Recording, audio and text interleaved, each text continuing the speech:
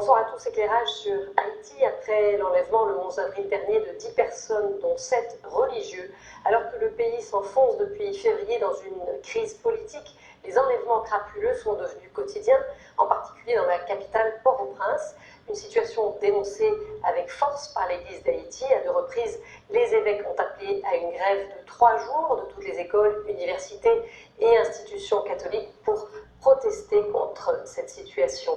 Alors parmi les otages, 4 ont retrouvé la liberté à l'heure où nous vous parlons, mais 6 personnes sont toujours retenues otages, dont 2 Français, une religieuse et un prêtre de la Société des prêtres de Saint-Jacques. Notre invité, le père haïtien Georgino Rameau, est le secrétaire général de cette société missionnaire. On va le retrouver dans un instant, mais tout d'abord quelques repères.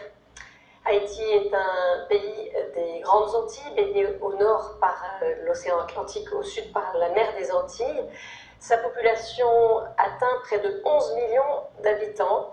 Côté religion et catholiques sont autour de 55%, les protestants 28,5%, les vaudous 2,1%, autres religions 4,4%, agnostiques et athées 10%.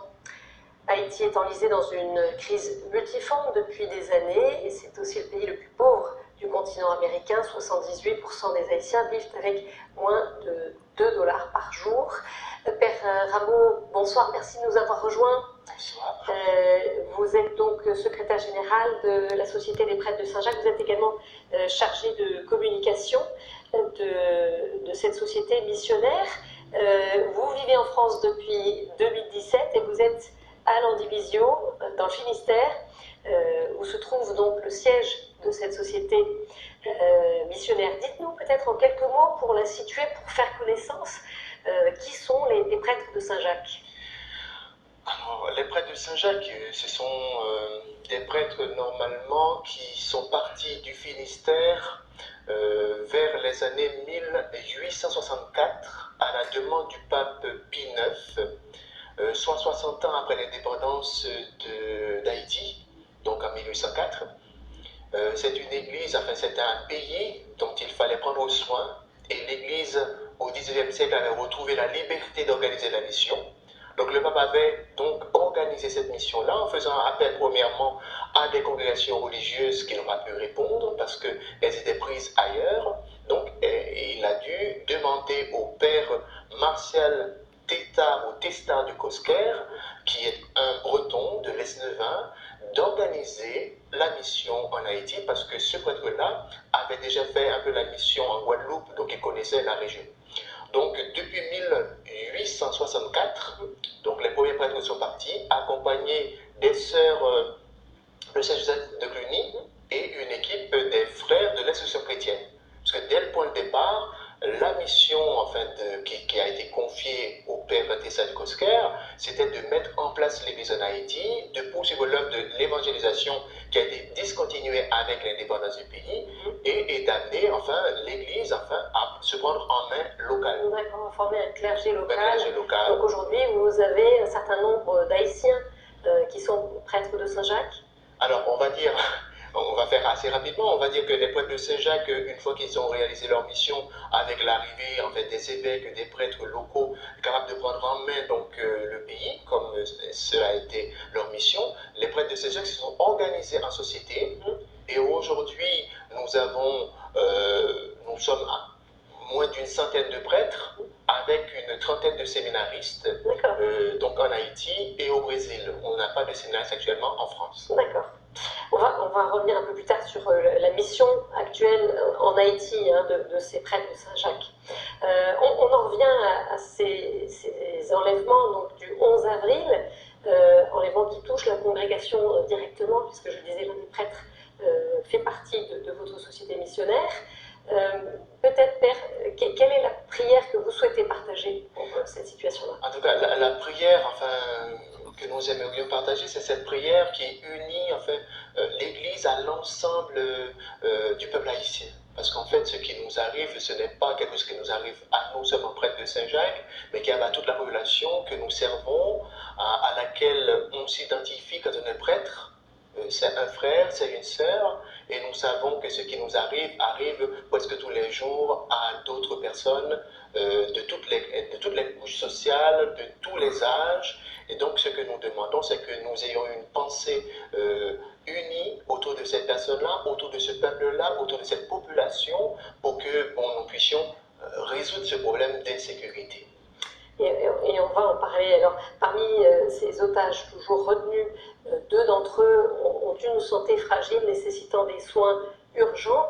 Alors, dans ce contexte d'enlèvement, d'agression et de violence répétée, la vie des Haïtiens est largement affectée au quotidien, comme le raconte le père Marc-Henri Siméon, porte-parole de l'archevêché de Port-au-Prince, joint par Stéphanie Tesson.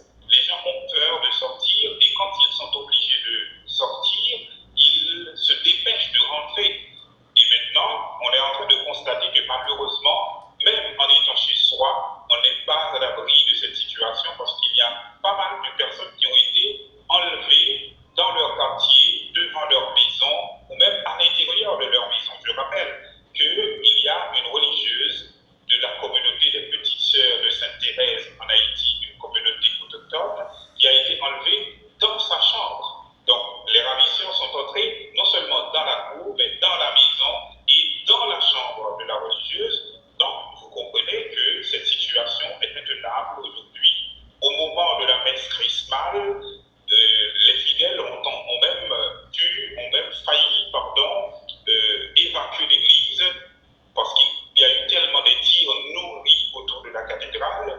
Et plus tard dans la journée, il y a eu des incendies de maisons dans le quartier, des personnes tuées par des bandes armées. Et là, je vous le rappelle, on est à proximité du palais présidentiel. Donc ce n'est pas quelque chose qui se passe à l'insu des autorités. C'est quelque chose qui se passe sous leur nez, dont ils sont témoins. Alors, Père, dites-nous un petit peu, cette insécurité, on a du mal, nous, vu d'ici, à voir qu'est-ce que ça peut donner. C'est généralisé aujourd'hui, tout Haïtien peut être menacé. C'est une situation qui est liée à la dégradation, je dirais, de tous les systèmes de sécurité en Haïti. C'est-à-dire qu'on est sorti de la période de la dictature en 86, et depuis cette période-là, des années du Valier, et depuis cette période-là, on patauge, on tâtonne, et ça se dégrade malheureusement, et ça arrive à cette situation-là. En fait, on est devant une situation d'un État qui n'arrive plus à assumer ses responsabilités. C'est un État en déliquescence. Il y a des gens qui utilisent ce mot-là, mais je pense que c'est peut-être un État en quête on va dire, d'autorité. On va dire ça. On va dire que c'est l'État qui n'arrive plus à assumer sa propre autorité, pour servir le peuple. Pour quelle raison? Je pense que les raisons sont multiples. Une des premières raisons pour moi, c'est qu'on a fait fuir l'élite du pays pour mille et diverses raisons. Quand vous avez un rapport de l'ONU qui vous fait état de 80% des personnes formées, compétentes qui ont quitté le pays, ça signifie que vous avez 80% de chances de rencontrer dans l'administration une personne qui n'est pas à sa place. C'est-à-dire 80 personnes ne seraient pas à sa place dans les administrations. Donc si vous n'avez plus personne pour planifier, pour organiser, pour penser et prendre les décisions au nom de leurs compétences et au nom d'autres choses, eh bien nous avons des situations comme ça. Et ces départs, ils sont liés au fait qu'il n'y avait pas de proposition d'avenir. Ce sont des départs qui ont commencé déjà sous les Duvalier. C'est-à-dire, c'est vraiment important pour comprendre la situation. Sous les Duvalier, c'était la classe moyenne qui était chassée. Et ces gens-là, des médecins, des professeurs d'université, d'écoles, des ingénieurs, ils partaient ailleurs, en particulier au Canada, dans beaucoup de pays en Afrique, etc. Donc, depuis cette période-là. Et cela a continué durant ces dernières années à cause de l'insécurité. C'est-à-dire, on n'a pas de garantie en étant au pays qu'on va pouvoir se réaliser soi-même comme citoyen, comme professionnel. On n'est pas assuré non plus de pouvoir vivre tranquillement avec sa famille, parce que il y a toujours des problèmes d'insécurité. Donc, solution, il faut partir ailleurs. Alors, il semblerait pourtant que cette insécurité, elle explose. Là, on parle de ces enlèvements depuis quelques mois. Est-ce qu'il y a une recrudescence de la violence et pourquoi? Je pense que si on ne résout pas les problèmes, ils ne peuvent que s'aggraver. C'est la conséquence. C'est la conséquence. Oui. Il n'y a pas à chercher plus loin pour moi. Dans la mesure où je suis en mesure de comprendre. Mais ce que je comprends, c'est que quand on n'a pas répondu aux besoins de justice des populations, quand on n'a pas répondu aux besoins primaires de se nourrir, de se vêtir, de se soigner, ça aboutit nécessairement à des situations de ce genre. Après, ça peut être encore complexifié avec la difficulté pour nos hommes politiques à s'entendre, à réfléchir ensemble, à poser des questions ensemble de manière rationnelle et à vouloir entrer dans un dialogue constructif.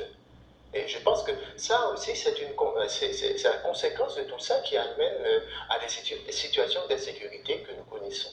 Alors, le père Marc-Henri Simion parlait d'enlèvements qui se passent sous les fenêtres du palais présidentiel. Est-ce que l'État est complice ou ferme les yeux? Ça, moi, je ne peux pas dire, mais ce que je constate comme mon confrère, c'est que c'est tous les jours que ça se passe et personne ne peut dire qu'il est au courant, qu'il n'est au courant de rien. Ça, on ne peut pas le dire. Sans conséquence, est-ce que vous voulez dire? En tout cas, il n'y a pas de réponse à cette situation-là jusqu'à aujourd'hui. Monseigneur Vissidor, l'archevêque de Port-au-Prince, avait parlé au lendemain des enlèvements visant les religieux d'une descente aux enfers des Haïtiens. Dans la vie de tous les gens, dans la vie de la plus simple famille, chaque jour, c'est un jour impossible. Parce qu'on ne sait jamais. On est devant chez soi, on peut être enlevé. On est à l'intérieur de sa maison, on peut l'être, on peut être enlevé. On peut être à l'école, on peut être victime, etc. Donc du coup, c'est vraiment une situation intenable. Et c'est pour cela que l'engagement de l'Église, elle est là pour dire que ce peuple-là a besoin, afin qu'on respecte ses droits, a besoin de vivre en sécurité, a besoin de retrouver sa dignité et sa liberté.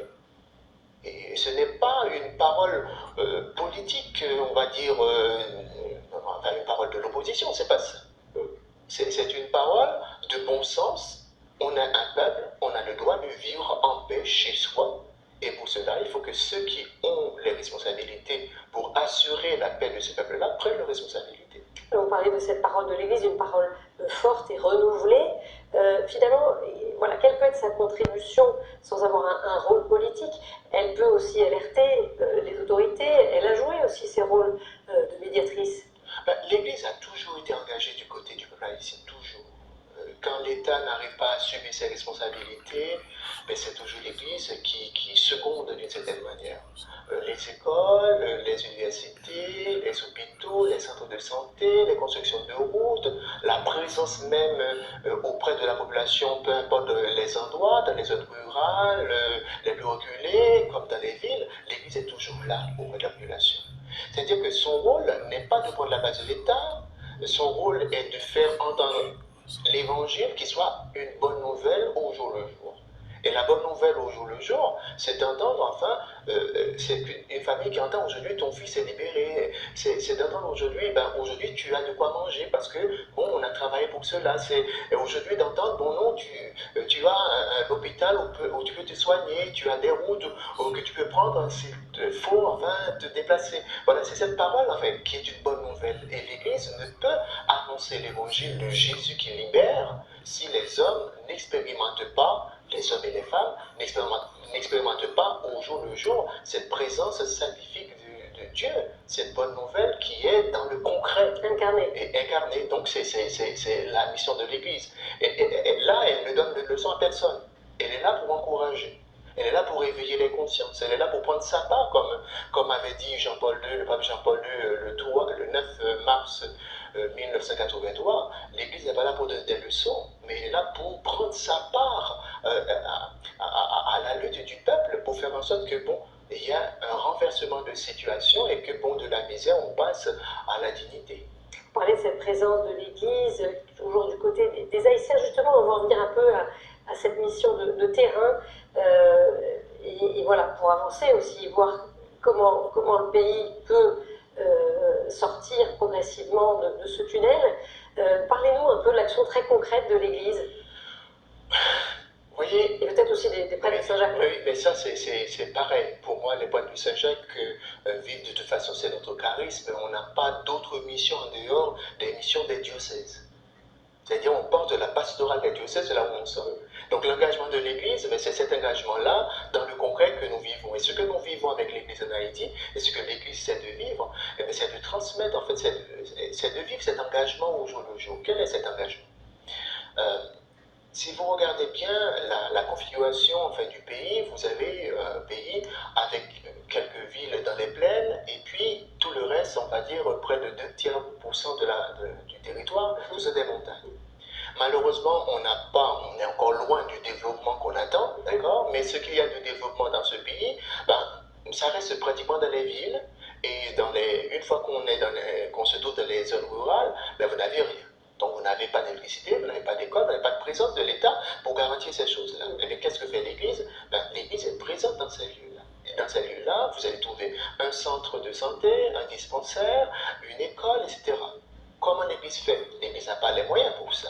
C'est la solidarité avec les autres églises qui joue. Les autres églises locales. Les autres églises locales, c'est-à-dire on est à côté des États-Unis, par exemple les États-Unis, un pays plus riche, en tout cas, voilà, et ces églises-là ont des moyens un peu plus importants, donc ces églises vont partager avec l'église en Haïti pour pouvoir construire.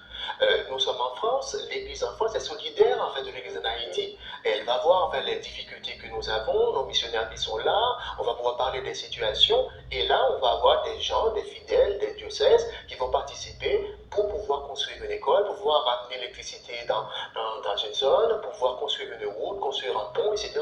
Et voilà, cette église participe